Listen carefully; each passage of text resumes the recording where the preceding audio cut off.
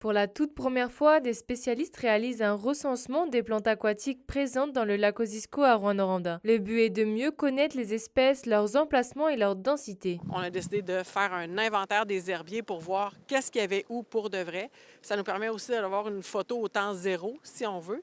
Puis après ça, ben ça sert de point de comparaison pour les années à venir. Ce protocole validé par des chercheurs de l'UQAM va être l'analyse la plus approfondie jusqu'à présent. Ces données-là, nous ne les avions pas. On va les avoir. C'est vraiment quelque chose de très poussé, ce qu'on est en train de faire.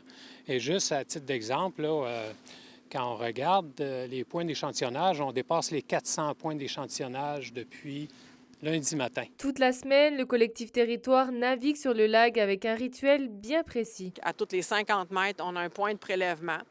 Donc, on vérifie à la fois la profondeur réelle, parce que la profondeur du lac n'a pas été mesurée depuis 1978. Vérifier c'est quoi la composition des plantes, la quantité des plantes. Bien qu'il n'ait pas trouvé autant d'espèces qu'il l'avait imaginé, ce sont tout de même 7 à 8 sortes qui ont été découvertes en avant de l'hôpital. Deux d'entre elles restent d'ailleurs encore inconnues. Selon Mélanie Allais, plus un lac a de variétés, plus il est en bonne santé. Reste qu'il faut faire attention à la faune aquatique. Ça cause un problème pour les poissons, entre autres, parce que quand les herbiers sont trop denses, ils ont de la difficulté à chasser parce qu'ils ne peuvent pas voir leur nourriture. Le lac Osisko, c'est un lac fermé. Il y a une chute au bout, donc il n'y a pas de poissons qui peuvent revenir. Donc la population est autonome. En effet, bien qu'intéressant pour la recherche, ce lac urbain a plusieurs sources de pollution. On sait déjà qu'il va falloir traiter l'eau qui arrive dans le lac. Parce qu'actuellement, la seule eau qui arrive dans le lac, c'est une eau qui est artificielle. On n'a pas d'eau naturelle.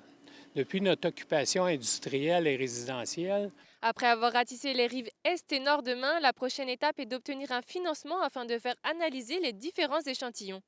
Shahin Bakowski, RNC Nouvelles, Rouyn-Noranda.